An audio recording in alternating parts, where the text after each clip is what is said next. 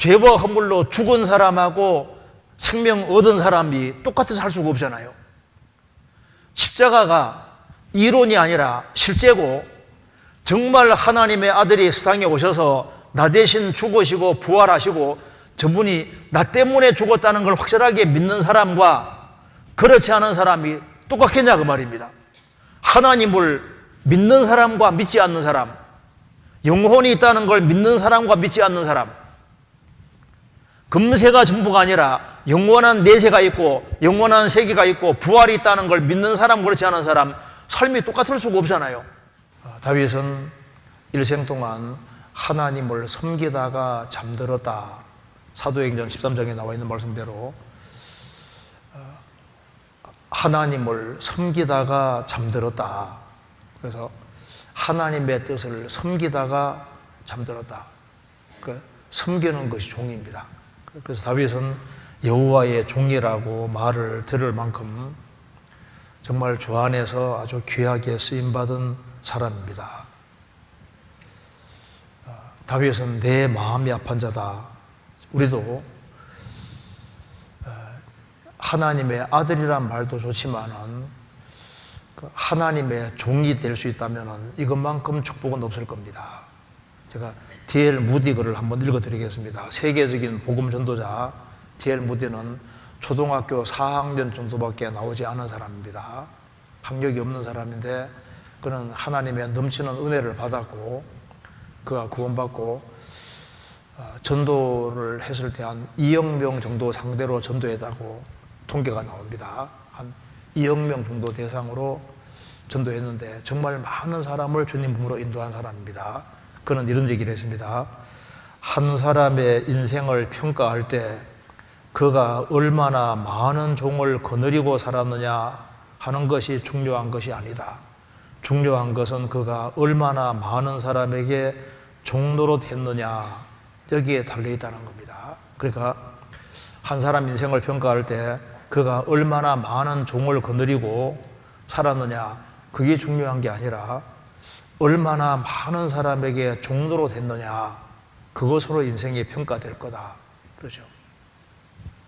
우리는 하나님을 섬기고 성도들을 섬기는 섬김의 자리에 있다면 이건 축복입니다. 충성되고 지혜 있는 종이 되어 종은 섬기는 사람입니다. 여기 표제어가 여호와의 종 다윗의 시라고 했습니다.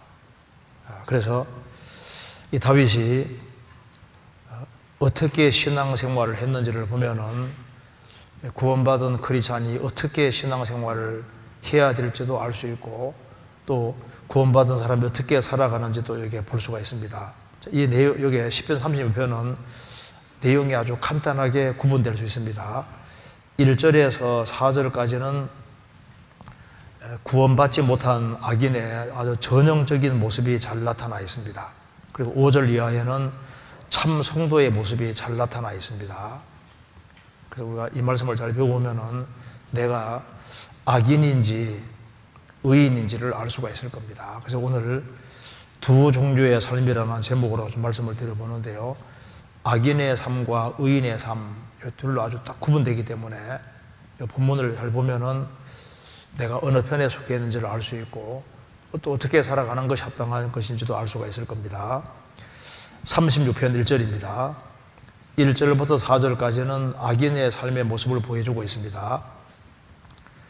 1절, 악인의 죄어리, 이 말이 어렵죠. 악인의 죄어리 내 마음에 이르기를. 이게 죄가 한문으로는 허물죄에다가 죄죄자 허물죄에다가 서자, 여기 이제 서자가 뭔지 아시죠? 그래서 이제 정통으로 이제 이렇게 직계로 태어난 그 아들이 아니라 서자, 얼자. 그러니까 여기 죄어른, 그 한문으로는 죄어리, 그 죄에 대한, 지은 죄에 대한 재앙, 뭐 이렇게 이제 번역을 할 수도 있는데, 근데 히브리 원어를 찾아보면은 죄의 속삭임 이렇게도 번역을 할 수 있답니다. 그러니까 죄의 속삭임, 죄에 대한 재앙 그런 뜻이라고 합니다. 그러니까 악인의 죄열이 내 마음에 이르기를 그 목전에는 하나님을 두려워함이 없다 하니. 자, 악인의 죄열이, 이 악인의 죄가 속삭이고 악인의 죄가 결국에는 이제 이게 형통하게 되고 그 죄는 결국은 재앙을 낳게 됩니다.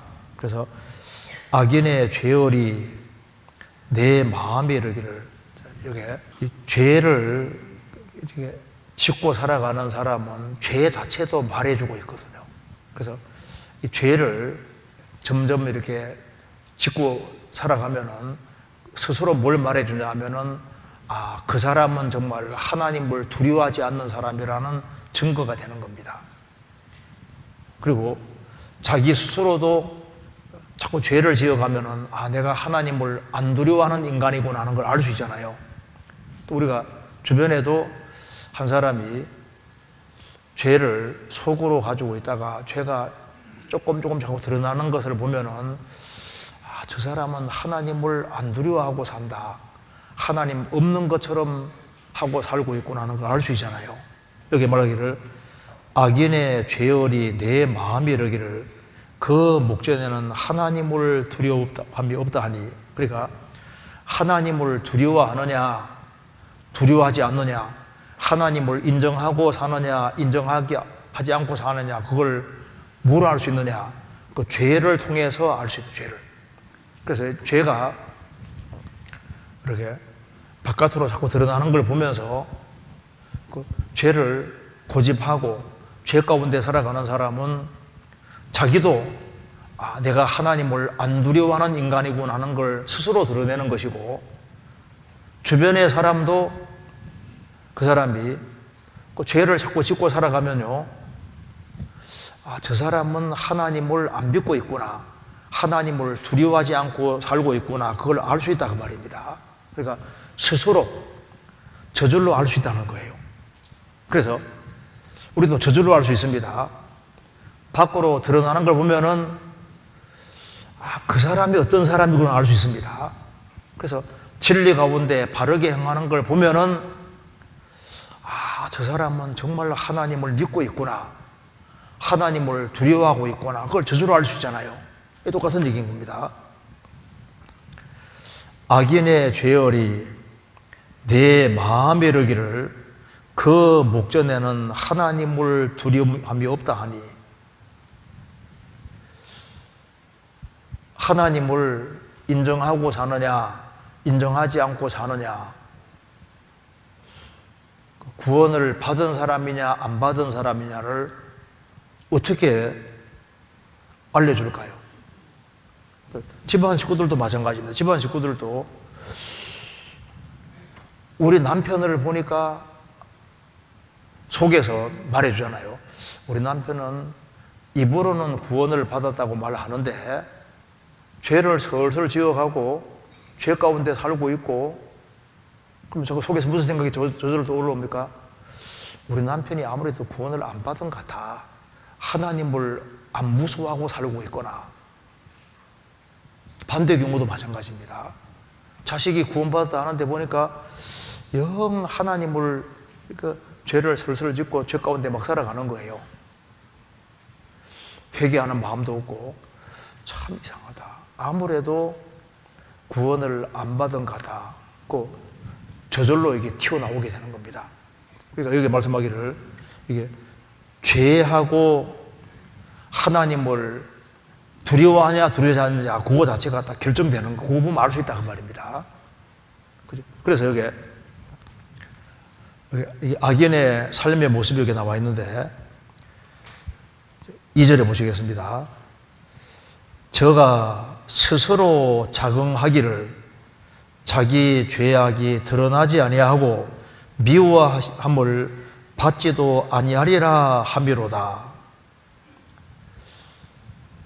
죄는 시간 지나면 나타나게 됩니다. 그리고 이제 스스로 자긍하기를, 스스로 이렇게 생각합니다. 아, 내가 이렇게 죄를 지어도 내 죄가 드러나지 않고 미워함도 안 받을 거다. 자기 악에 대해서 내가 심판을 안 받을 거다. 이렇게 착각을 한다는 겁니다. 3절에 그 입의 말은 죄악과 겨울이라. 속에 있는 건 드러나게 돼 있으니까 그 입의 말을 잘 들어보면 결국에는 죄가 튀어나오고 거짓이 튀어나온다고 말입니다. 그리고 지혜와 선행을 거쳐도다. 그러니까 지혜가 없어요. 그리고 선행이 없습니다. 그리고 4절에 저는 그 침상에서 죄악을 꾀하며, 침상은 잠자는 곳이잖아요. 침상에서 죄악을 꾀한다는 것은 그 다음날 어떻게 한탕할까? 어떻게 죄를 저지를까? 어떻게 나쁜 짓을 할까? 그걸 이제 침상에서 궁리를 하는 거예요. 죄악을 꾀하며, 생각이잖아요, 생각. 꾀하며 스스로 불선한 길에 서고 스스로 옳지 않은 길에 딱 서는 거예요. 그리고 죄악을 싫어하지 아니하는도다. 여기 이제 악인의 모습이 이렇게 잘 기록되어 있습니다. 여기 4절에 스스로 불선한 길에 서며, 스스로 불순한 길에 선다. 이게 무슨 말입니까? 그러니까 사람은 자유의지를 가지고 있는 존재라는 것을 그대로 보여주고 있습니다. 죄를 짓고서 하나님이 죄짓게 했다, 환경이 죄짓게 했다, 그게 아니라는 겁니다. 자기 자유의지가 동원되는 거예요.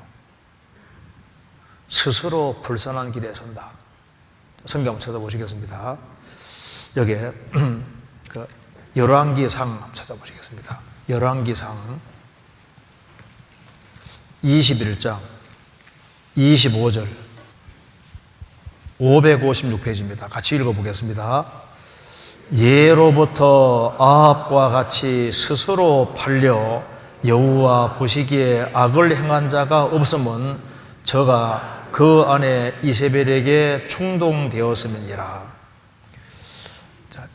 예로부터 아합과 같이 스스로 팔려, 그 말은 자신을 악쪽으로 팔아넘겼다는 겁니다.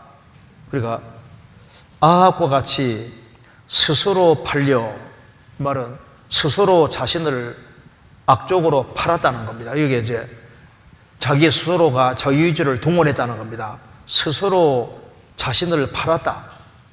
악쪽으로 자신을 팔았습니다. 스스로 불선한 길을 택한 겁니다. 여호와 보시기에 악을 행한 자가 없음은 저가 그 안에 이세벨에게 충동되었음이니라. 스스로 악쪽으로 자신을 판 것은 자기 의지고, 이세벨은 그 악한 여자니까 뒤에서 충동시켜서 점점 더 악으로 나아가게 해서 그 당대에 정말 이스라엘 역사 속에서 아합같이 죄 지은 사람은 너무 드물다는 겁니다. 그래서 여기에 스스로 자신을 팔았다. 사람은 처음부터 책임적인 존재로 지어진 겁니다.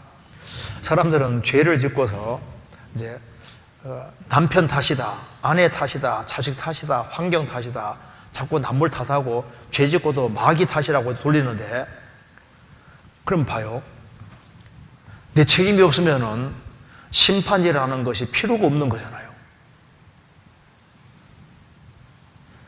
나는 원래 생긴 것이 그린지라 열받으면 막 들이받는 거 나는 원래부터 그건 원래 태생적이야.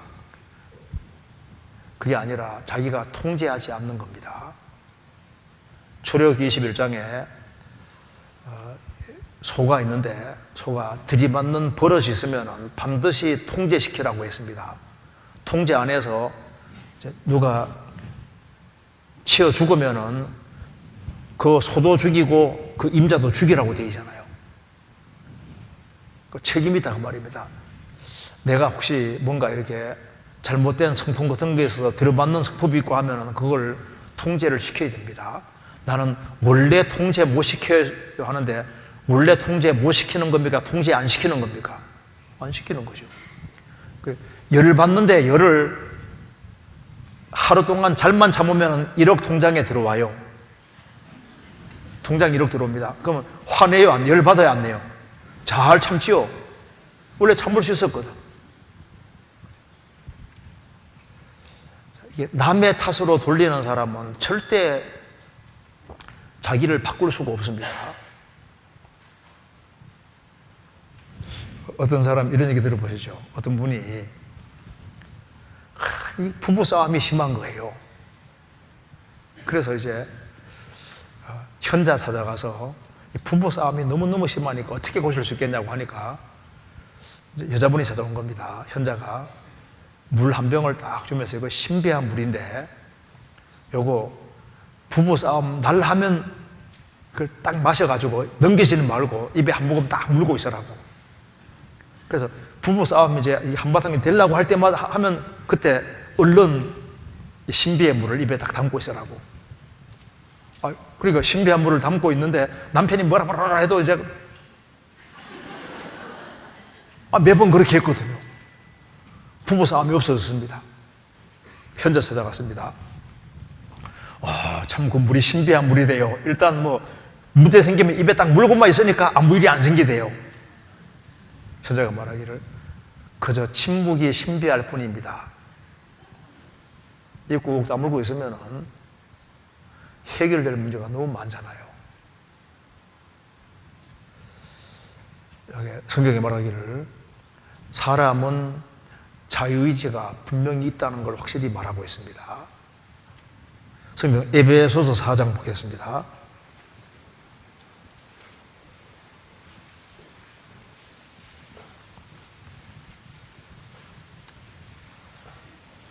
17절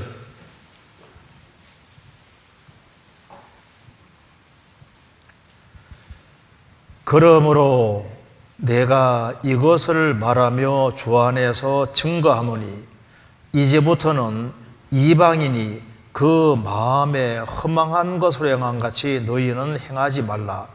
저희 총명이 어두워지고 저희 가운데 있는 무지함과 저희 마음이 굳어짐으로 말미암아 하나님의 생명에서 떠나있도다. 저희가 감각 없는 자 되어 자신을 방탕에 방임하여 모든 더러운 것을 욕심으로 행하되 오직 너희는 그리스도를 이같이 배우지 아니하였느니라. 여기 구원받지 아니한 사람들을 말하면서 이제 하나님을 등지고 사람이 살다 보면은 총명이 점점 어두워집니다. 그래서 하나님 만든 세계를 보고도 하나님 계신 줄 모르고 인생의 목적이 뭔지도 모르고 유식하다 하지만 정말 무식하게 바뀌는 거예요. 총명이 어두워지고 저희 가운데 있는 무지함과 정말 무지한 거예요. 영혼이 있는지 없는지도 모르죠. 그 지옥이 자기 앞을 기다리고 있는데 그것도 모르고 무서운 형벌이 기다리고 있는데 그것도 몰라요. 저희 가운데 있는 무지함과 저희 마음이 굳어짐으로 말미암아 하나님의 생명에 떠나있도다. 마음이 자꾸 죄 가운데 살아가니까 마음이 단단하게 굳어집니다. 그래서 죄를 반복해지면 마음이 굳어지고 강팍해지잖아요. 그럼 감각이 없어집니다. 그래서 그 뒤에 저희가 감각 없는 자 되어 앵간히 죄 지어도 감각이 없는 거예요. 감각 없는 자 되어 자신을 방탕에 방임하여 그러니까 죄에 자기를 완전히 던져버리는 겁니다. 모든 더러운 것을 욕심으로 행한다. 그래서 조그만한 죄가 시간 지나가면 점점 발전하는 겁니다. 그래서 항상 중요한 것은 먼저 생각부터가 중요한 거예요. 시편 36편 보겠습니다. 36편 4절에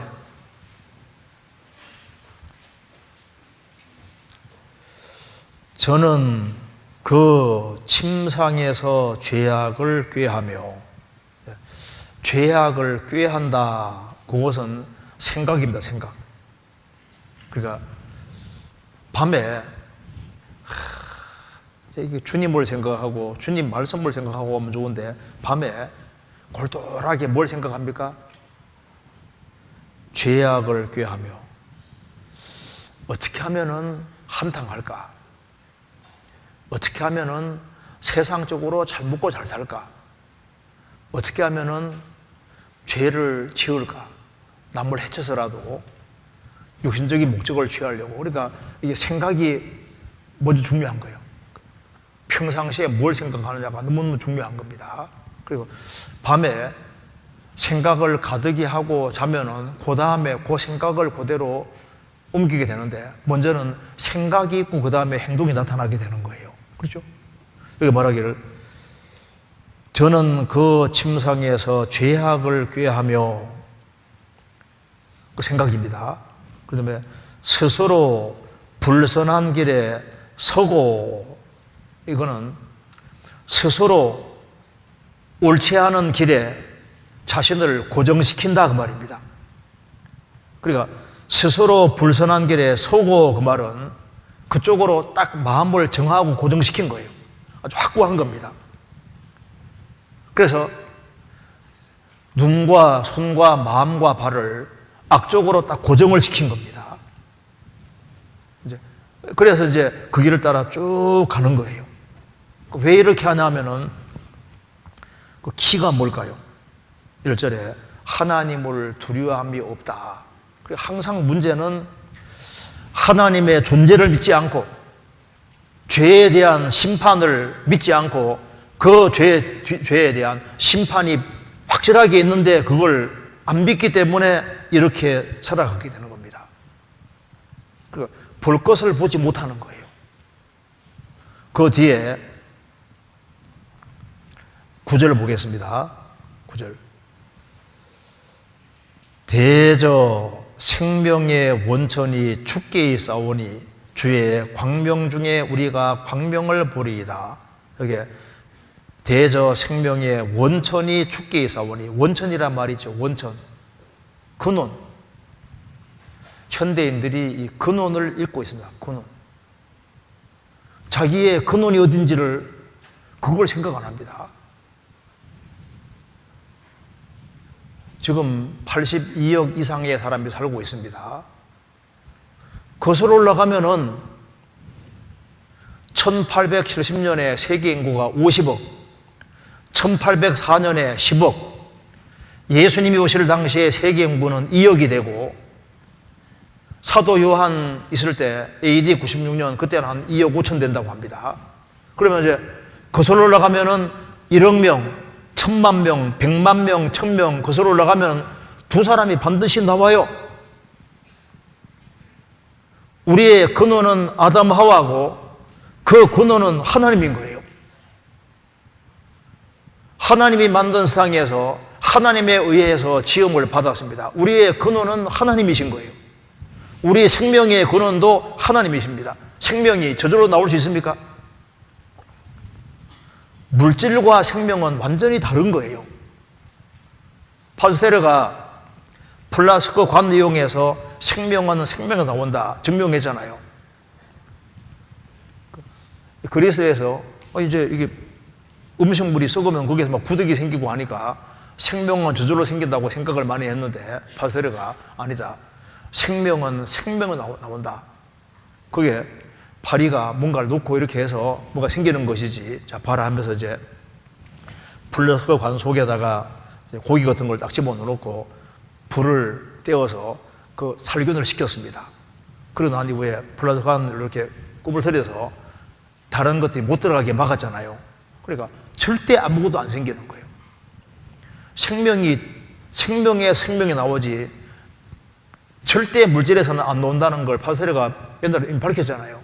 실제로 생명에서만 생명이 나옵니다.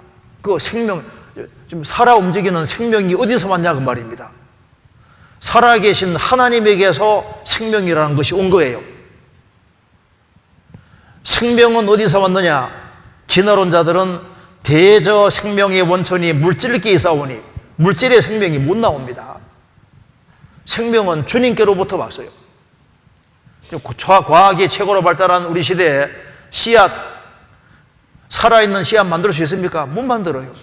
생명이라는 걸 못 집어넣습니다. 양심의 원천이 어디냐? 양심은 하나님께로부터 온 겁니다. 사랑의 원천이 어디냐? 부모가 자식 사랑하는 사랑, 그 하나님이 주신 거예요.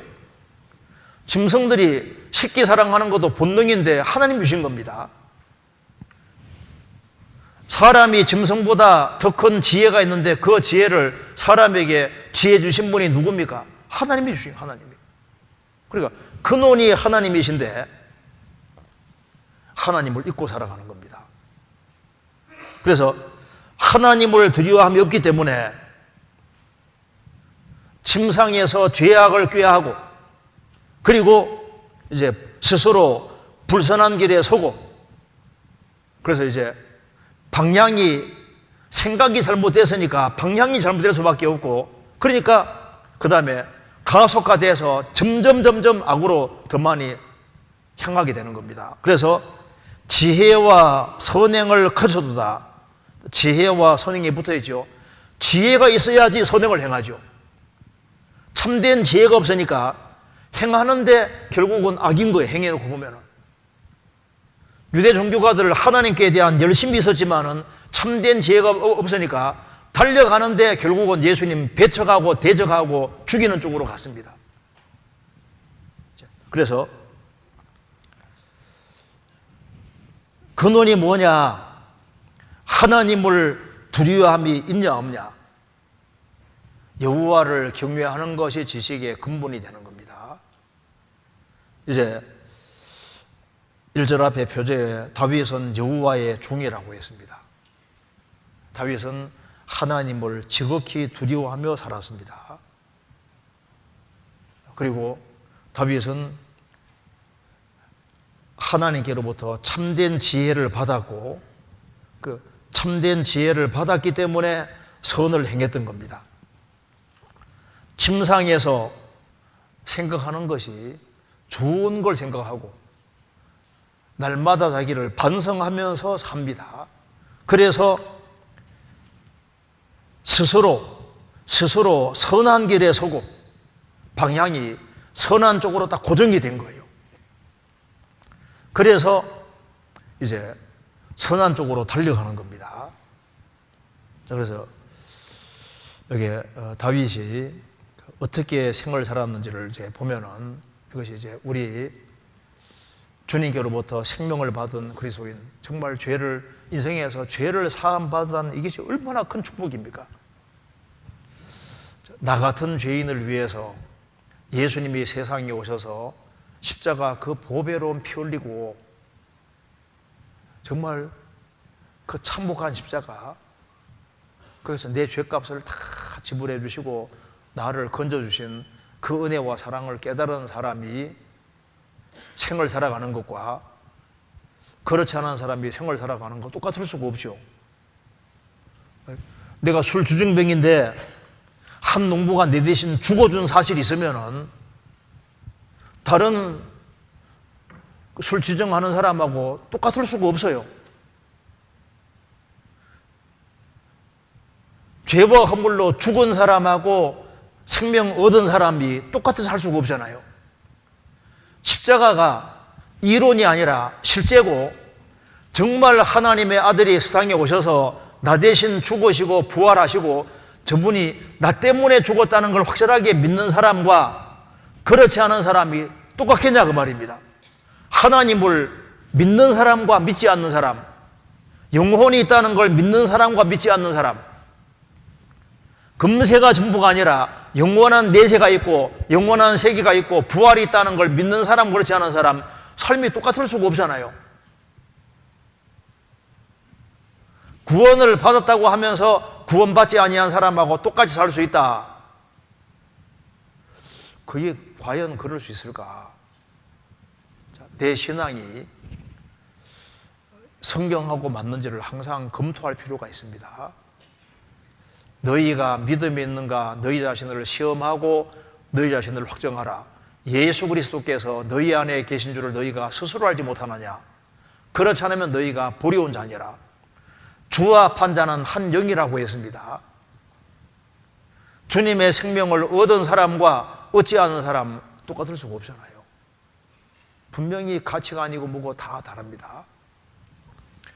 저도 구원받기 전에는 교회 생활하는 사람 이해가 전혀 안 됩니다. 그 아까운 시간에 먼 주일날 교회 가고 참 답답해 보이고 불쌍해 보였는데,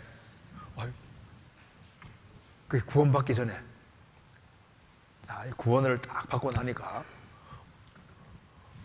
성경이 귀에 쏙쏙 들어오는 거예요. 너무 신기하잖아요.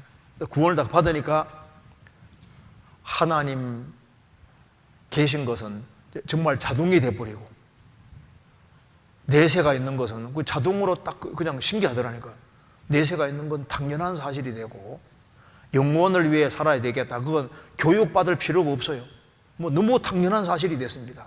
내가 사는 목적도, 이 복음을 전하기 위해 살아야 되겠다는 목적도 분명해지고, 이건 정말 신기한 겁니다. 죄와 허물로 죽었던 영혼이 살아난단 말이 이게 맞는 거라니까요. 여기 36편 5절부터 이제 그 이후는 그리스도인들의 그 이제 신앙의 참 모습을 보여주고 있는데 한번 보겠습니다. 5절에 여호와여, 시작이 여호와여, 주의 인자하심이 하늘에 있고 주의 성실하심이 공중에 참으셨으며 주의 의는 하나님의 산들과 같고 주의 판단은 큰 바다와 일반이라. 여호와여, 주는 사람과 짐승을 보호하시나이다. 다윗은 하나님에 대한 생각으로 꽉 차 있습니다. 여호와여 하면서 이것저것을 얘기했습니다. 다윗에게는 하나님이 실제였습니다. 마음과 생각에 하나님으로 가득했습니다. 하나님을 액세서리로 생각하는 사람이었는데 착각입니다. 신앙생활을 액세서리로 생각하는 사람은 착각을 하고 있는 거예요. 내가 신앙생활에 조금만 시간 투자하고 내 편한 대로 살 수 있다, 그게 무슨 신앙이냐 그 말입니다. 액세서리는 하나의 부속품에 불과한 겁니다. 있어도 없어도 되는 거 액세서리지 않습니까? 하나님을 딱 제쳐두고 조금만 하나님께 뭘 투자하면서 신앙생활을 한다고 생생되고 그러면 안 됩니다. 신앙생활은 우리 영원한 운명이 달려있는 거예요. 성경이 정말 하나님 말씀이고 하나님이 계시면은 구원받은 것은 영원한 축복이고, 이 성경이 하나님 말씀이 아니라면 여기 인생 투자하는 사람은 다 쓸데없는 짓 하는 것이 되는 겁니다. 그렇잖아요? 우리가 이것이 실제가 아니라면은 뭐하러 선교를 하려고 그러고 뭐하러 전도를 하고 수양일을 7차례나 왜 갖고 이렇게 할 이유가 뭐가 있어요? 그게 시간을 들이고 물질을 들이고 희생과 수고를 다 드릴 이유가 뭐가 있겠습니까? 이게 지금 종교 생활하는 게 아닙니다. 그 사무엘 하 22장 보면은 다윗은 10번이나 하나님은 나의 것이라고 고백하고 있습니다. 열은 전체를 가리킵니다.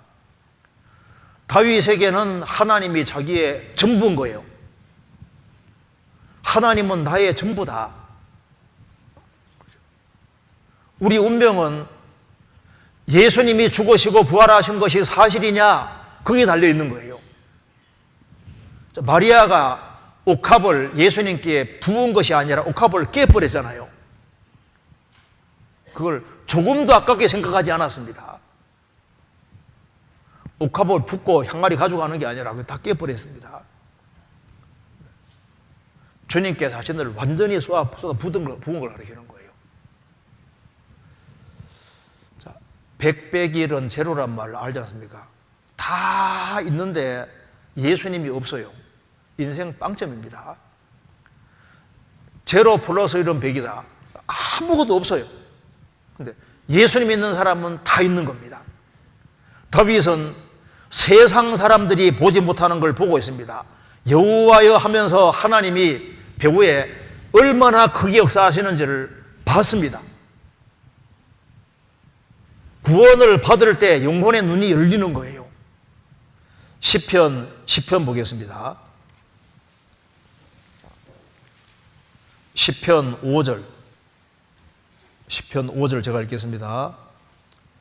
저의 길은, 악인의 길은 언제든지 견고하고 주의 심판은 높아서 저의 알력이 미치지 못하오며 저는 그 모든 대적을 멸시하며 그 마음에 이르기를 나는 요동치 아니하며 대대로 혼란을 당치 아니하리라 하나이다.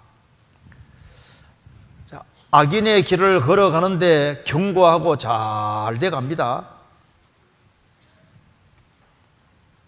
주의 심판은 너무 높아서 심판이 내려오는데 눈에 안 보이는 거예요. 저의 알력이 미치지 못하며 눈이 아무리 좋아도 이게 심판이 위에 내려오는데 안 보이잖아요. 심판이 가까이 와 있어도 모릅니다.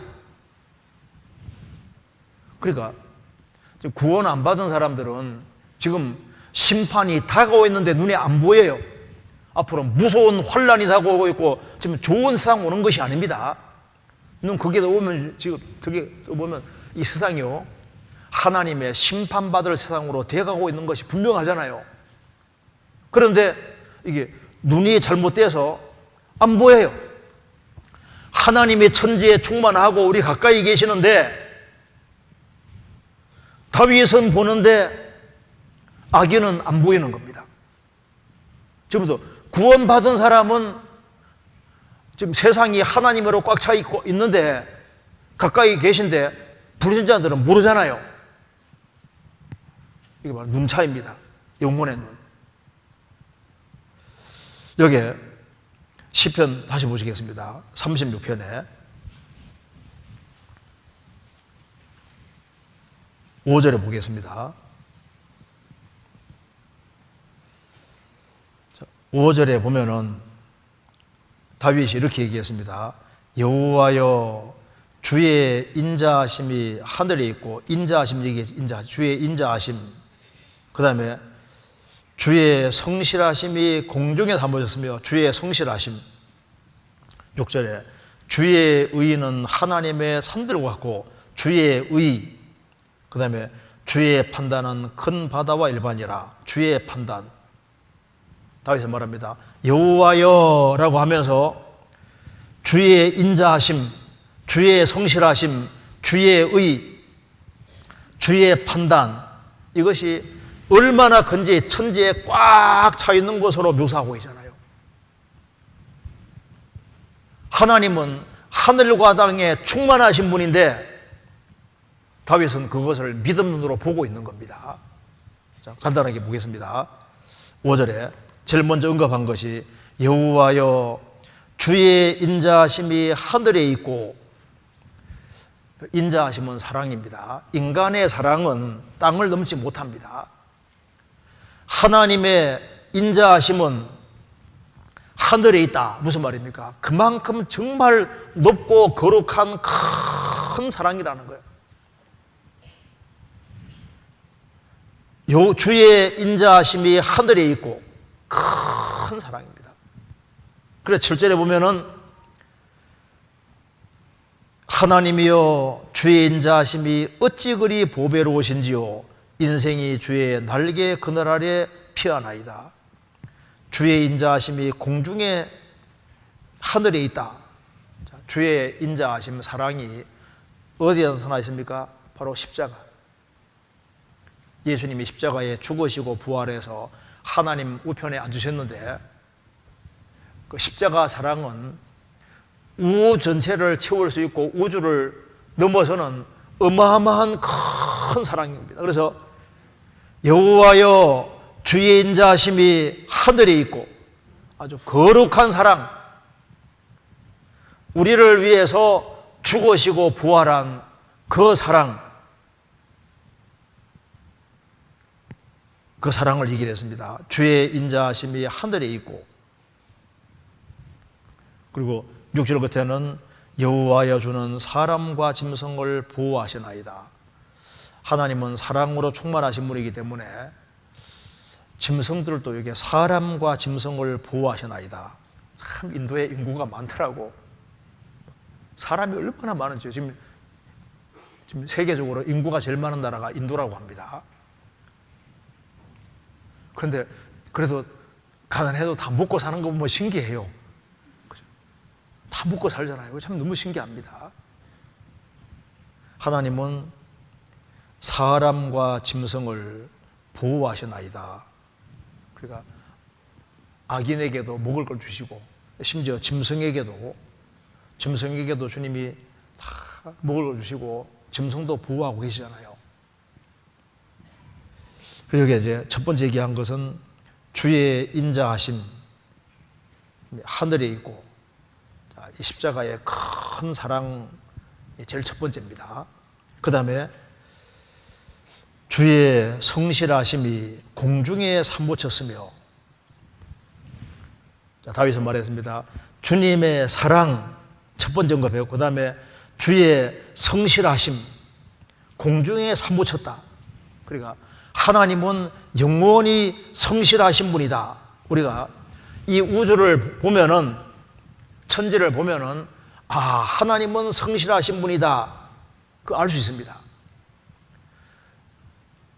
천지가 주의 규례대로 오늘까지 있으면 만물이 주의 종이 된 영분이다. 봄, 여름, 가을, 겨울이 규칙적으로 주어집니다. 하나님이 성실하신 분이 아니면 한국에서 여름만 계속되게 하고 겨울만 계속되게 하고 지구를 제대로 운행 안 시키면요, 다 죽어요.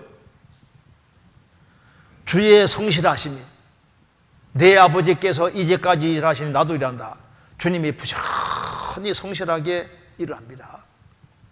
그러니까 여기가 하나님이 성실하시다는 걸 조금만 생각해도 알 수 있습니다. 세계적으로 기도하는 사람이 얼마나 많아요. 그 기도를 다 들어주려면 하나님 바빠요, 안 바빠요? 그 일일이 다 듣고 그 활동하려면 바쁘십니다. 자식이 여러 명 있는데 자녀들이 요구하는 것들이 많은데 그걸 일일이 다 챙기려면요, 부모가 얼마나 힘들어요. 하나님은 지구상에 사는 사람들을 다 이제 이렇게 돌보시게 해야 되니까 정말 하나님은 성실하고 바빠야 됩니다. 나 같은 사람 신경 쓰실까? 신경 쓰시죠. 그리고 구원받은 하나님 자녀 중에도 막 별 자녀들이 다 있잖아요. 말썽 부리는 자녀도 관리해야 되죠. 주님이 이제 다 간섭하시고 일일이 다 개인적으로 인도하셔야 되니까 얼마나 바쁘시겠어요. 아니, 내가 좀 신앙생활 잘 못하면 봐주면 좋은데 하나님은 성실하시니까 자꾸 간섭하십니다. 그렇죠? 시편 119편 75절 75절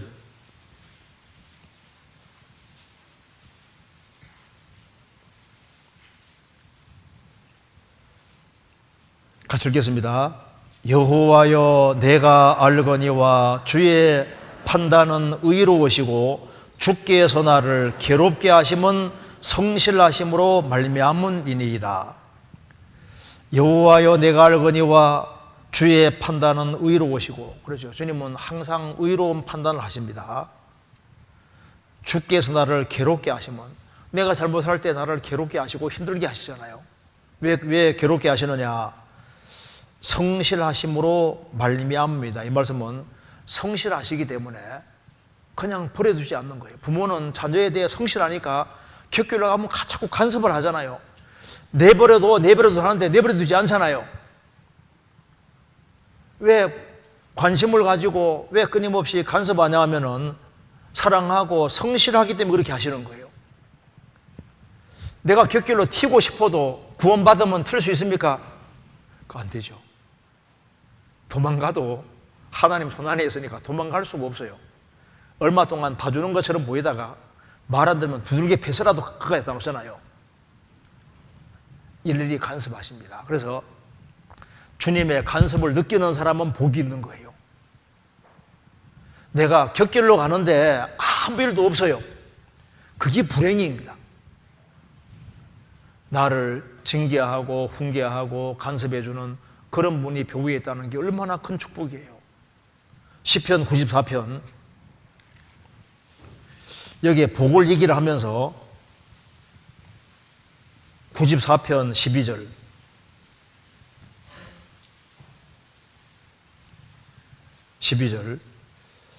여호와여 주의 징벌을 당하며 주의 법으로 구원하심을 받는 자가 복이 있나니 여호와여 주의 징벌을 당하는 사람이 복이 있습니다.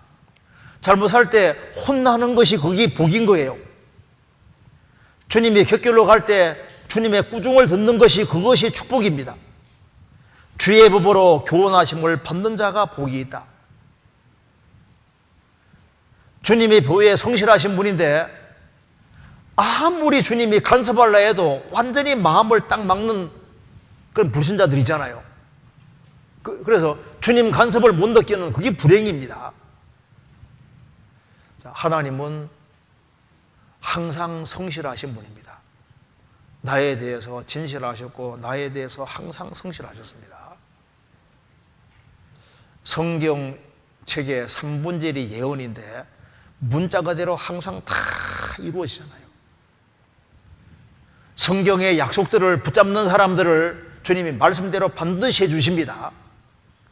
구원받은 사람에게 감당할 이상의 시험이 없다. 감당할 이상의 시험이 실제로 없고 감당할 수 없을 때는 주님께서 시험 당할 점에 피할 길을 내주시는 것이 맞잖아요. 모든 상황이 어우러져서 선을 이루게 하시는 능력이 있고 그렇게 하셔요. 각자에 대해서. 우리가 알거니와 하나님을 사랑하는 자 곧 그 뜻대로 부르심을 입은 자들에게는 모든 것이 합력하여 선을 이루느니라. 하나님을 사랑하는 자 그 뜻대로 부르심 받고 그 뜻 가운데 살아가는 사람은 생을 살아가며 벌어지는 모든 일이 함께 어우러져서 보이지 않는 선을 이루신다. 그래서 그러니까 범사에 감사할 수 있는 겁니다. 시편 36편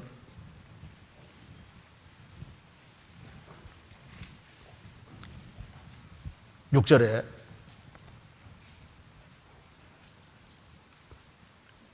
주의 의인은 하나님의 산들과 같고, 배후에 의로우신 하나님이 거대한 태산처럼 딱 버티고 있습니다. 절대적으로 무한한 공의와 정의를 가지신 분이 배후에 계시고, 그래서 이 하나님의 하나님의 의로운 말씀은 거대한 산들처럼 버티고 있기 때문에 의로우신 하나님을 못 이겨요. 하나님의 의로운 말씀을 절대 이길 수가 없습니다. 그래서 성경이 명확히 말하는 바를 봐하고 부딪히는 사람은 거대한 산들과 부딪히는 사람하고 똑같은 거예요. 내가 성경을 이기려고 하면 안 됩니다. 그 인생에서 불행해지는 거예요. 요거 잠깐 짚고 아모스 한번 찾아.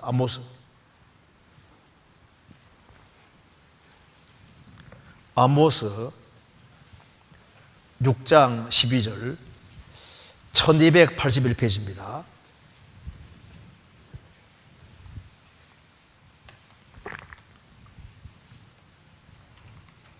(12절) 1281페이지. 말들이 어찌 바위 위에서 달리겠으며 소가 어찌 거기 밭갈겠느냐. 그런데 너희는 공법을 쓸개로 변하며 정의의 열매를 인진으로 변하며. 여기에 이스라엘이 불순종의 길을 걸어갈 때 하신 말씀입니다. 말들이 어찌 바위 위에 달리겠느냐. 이스라엘 백성을 향해서 하는 말씀입니다. 말들이 좁은 바위 위에 달리겠느냐? 말이 좁은 바위 위에 달리면 어떻게 될까요? 죄송합니다. 처박힌단 말이에요. 말들이 좁은 바위 위에 달리면 처박혀버려요. 그게 무슨 말입니까? 하나님 말은 대로를 달리고 길쪽을 달려야 됩니다. 길쪽으로. 구원받고 나면은 구원받은 사람은 말과 같은데 길이 있는데 예수님이 내가 곧 길이요. 성경이 길이요, 길. 길이 있으면은 길로 달려가면 되는데 꼭 길을 벗어나서 나는 하나님 말씀대로 하는 거 싫어. 나는 말씀을 벗어나서도 잘 달릴 수 있어. 그렇게 말하는 사람은 바위 위에서 달린다는 것과 똑같은 사람이다 그 말입니다. 잘못하면 죽어요. 그러죠?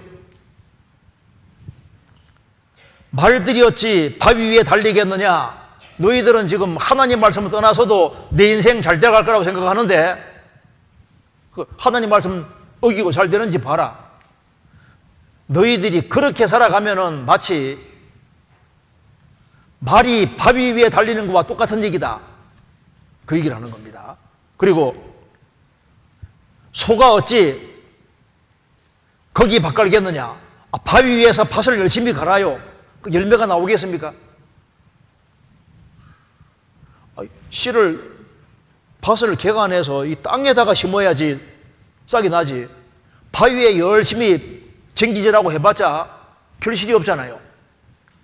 하나님 말씀을 어기고서 내가 신앙의 열매를 잘 맺겠다고 생각하는 거 착각이다 그 말입니다. 우리가 생을 살아가는 가운데 확실하게 딱 정답으로 생각해야 될 것이 있습니다. 예수님이 누가복음 16장에서 말씀하시기를 그러나 율법의 한 획이 떨어지는 것보다 천지 없으심이 쉬우리라. 성경의 한 획을 천지와 비교했습니다. 한 획을. 그러니까 이 천지보다 더 무거운 것이 성경 말씀인 거예요. 그래서 성경에서 명명백백하게 딱 돼 있는 것은 그거는 어기는 길로 가는 사람은 말이 바위 위에 달리는 거하고 똑같이 되는 거고, 그런 사람은 여기 하나님의 의는 하나님의 산들 같아 했는데 하나님의 산은 시편 68편에 거대한 산이라고 했습니다. 의로우신 하나님이 산처럼 딱 버티고 있고 하나님 말씀 한마디 한마디가 산처럼 버티고 있는데 그것과 싸워서 이길 생각을 처음부터 하지 말아라. 처음부터. 지금 우리가 보세요. 구원받고 이제 오랫동안 신앙생활하는 사람이 임종 자리에 있을 때 뭐라 그럽니까? 야, 내가 좀 더 말씀대로 살았어야 되는데. 누가 후회하냐 하면은 말씀대로 안 살은 사람이 후회하는 거예요. 말씀대로 살은 사람은 후회가 없잖아요. 후회가. 처음부터 이제 구원을 받았으면은 내가 성경을 따라서 살자 하는 그런 각오가 필요한 겁니다. 그리고 시편 36편 6절 주의 의는 하나님의 산들과 같고 주의 판단은 큰 바다와 일반이라. 주의 판단은 큰 바다와 일반이라. 이게 무슨 말입니까? 자, 바다를 하나님이 만들어 놓으셨습니다. 그렇죠? 근데 왜 주의 판단은 큰 바다와 일반이라 했을까요? 여기 이유가 있습니다.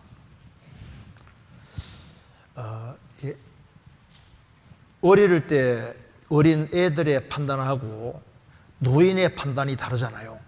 자, 노인말 그런 것이 없다는 말 많이 들어보시죠? 그리고 인생의 경험이 적은 사람과 인생의 경험이 많은 사람이 판단할 때 대체로 인생의 경험이 많은 사람 판단하는 것이 옳잖아요. 그런데 인간이 아무리 많은 것을 습득하고 배운다 할지라도 지구상에서 몇십 년 산 것 속에서 배운 거예요. 하나님의 판단은 큰 바다 일반이란 말은 무슨 말이냐면 바다는 넓잖아요. 깊잖아요. 하나님은 모든 상황을 다 고려하고 모든 것을 다 하시는 전지전능하신 분이 판단하시는 판단이기 때문에 그 판단은 항상 옳다 그 말입니다. 주의 판단은 큰 바다와 일반이라. 제가 글을 하나 읽어드리겠습니다. 어느 이과 대학에서 교수가 학생들에게 이렇게 질문했다고 합니다. 한 부부가 있는데 남편은 매독에 걸렸고 아내는 심한 결핵에 걸려 있다는 겁니다. 이 가정에는 아이가 넷이 있는데 한 아이는 며칠 전에 병으로 죽었고 남은 세 아들도 결핵으로 누워 있어서 살아날 가능성이 거의 없는 상태입니다. 이 심한 결핵에 걸려있는 부인이 현재 임신 중인데 어떻게 하면 좋겠습니까? 라고 하니까 한 학생이 손 벌쩍 들면서 낙태수술을 해야 합니다. 그때 교수가 말했습니다. 방금 자네는 베토벤을 죽였네. 이런 최악의 환경 속에서 5번째 태어난 아들이 베토벤이라는 겁니다.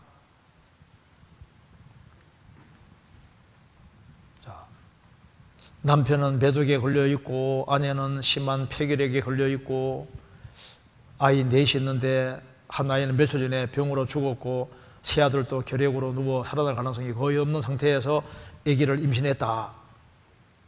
어떻게 해야 되느냐? 낙태수술을 해야 됩니다.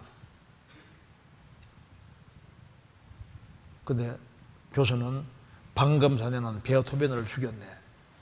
보세요. 우리가 어떤 것을 판단할 때 잘못된 판단하기가 너무 쉽잖아요. 그러니까 인생에서 실수 안 하려면은 바다는 참 헤아리기가 어렵고 바다는 굉장히 넓고 깊습니다. 우리가 뭘 믿어야 되냐면은 하나님의 판단은 항상 옳다.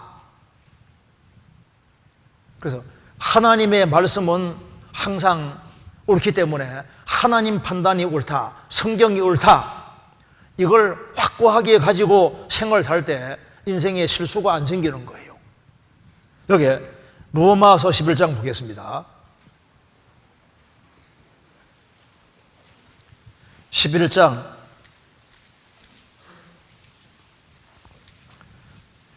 33절.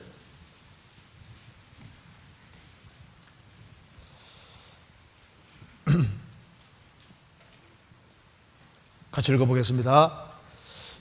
깊도다 하나님의 지혜와 지식에 부유하며 그의 판단은 청량치 못할 것이며 그의 길은 찾지 못할 것이로다. 깊도다 하나님의 지혜와 지식에 부유하며 그의 판단은 청량치 못할 것이며 그의 길은 찾지 못할 것이로다. 하나님은 가장 지혜로우신 분입니다. 가장 지혜로우신 분이 판단하는 판단, 이 판단이 항상 옳은 거예요. 그래서 인생의 목적을 알고 할 일을 알게 되고 인생의 비전이 생기고 멸망으로 달려가는 인생도 보이고 내가 세상에 해야 될 역할이 뭔지도 보입니다. 그리고 주의 광명 중에 우리가 광명을 봅니다. 그렇죠. 영원한 천국은 광명의 세계입니다. 우리가 영원한 광명의 세계 속에 들어가게 됩니다. 그래서 주의 광명 중에 들어온 사람은 정말 복이 있습니다. 주의 광명 중에 우리가 광명을 보리이다. 세상이 얼마나 타락했는지도 보이고 생명의 빛이 들어오면 우리가 얼마나 타락된 본성 가지고 있는지도 보이고 그리고 우리가 생명 없고 빛 가운데 들어가니까 하나님이 배후에 계신 것도 보이고 하나님의 인자, 성실, 의, 판단, 특별히 하나님의 인자가 사랑이 확실하게 보이잖아요. 그리고 그 뒤에 10절 주를 아는 자에게 주의 인자심이 계속하시며 마음이 정직한 자에게 주의 의를 베푸소서. 여기에 이제 중요한 구절이 나와 있습니다. 주를 아는 자에게, 주님에 대해서 아는 자가 아니라 주님을 직접 아는 자라고 가르칩니다. 내가 정말 주님을 알까? 주를 아는 사람, 이거 축복입니다. 영생은 그 유일하신 참 하나님과 그의 보내신 자 예수 그리스도를 아는 것이니이다. 주를 아는 자에게 이게 얼마나 중요한 겁니까? 주를 아는 자에게 주의 인자하심을 계속하시며, 주를 아는 사람에게는 주님이 주님의 사랑을 계속 베푸시고 천국 갈 때까지 계속 베푸셔요. 그리고 주를 아는 자는 바꿔 말하면 마음이 정직한 자입니다. 주를 아는 자는 주님이 정직하신 분이기 때문에 마음이 정직하고 최대한 어떻게 하든 간에 바르게 살라고 발버둥치잖아요. 마음이 정직한 자에게 주의 의를 베푸소서. 주님은 사랑과 의를 계속 베풀어 주십니다. 그리고 그 사람은 4절에 말한 대로, 3절에 말한 대로 지혜와 선행 거쳐도다, 이 말대로 지혜와 선행이 연결되어 있는데, 지혜가 있기 때문에 일생을 살아가면서 선을 행하게 됩니다. 그리고 저는 4절에 그는 그 침상에서 죄악을 꾀하며 스스로 불선한 길에 서고, 이 반대입니다. 침상에서 주님을 생각하고 그리고 스스로 선한 길에 서고 지속적으로 선한 길에 섭니다.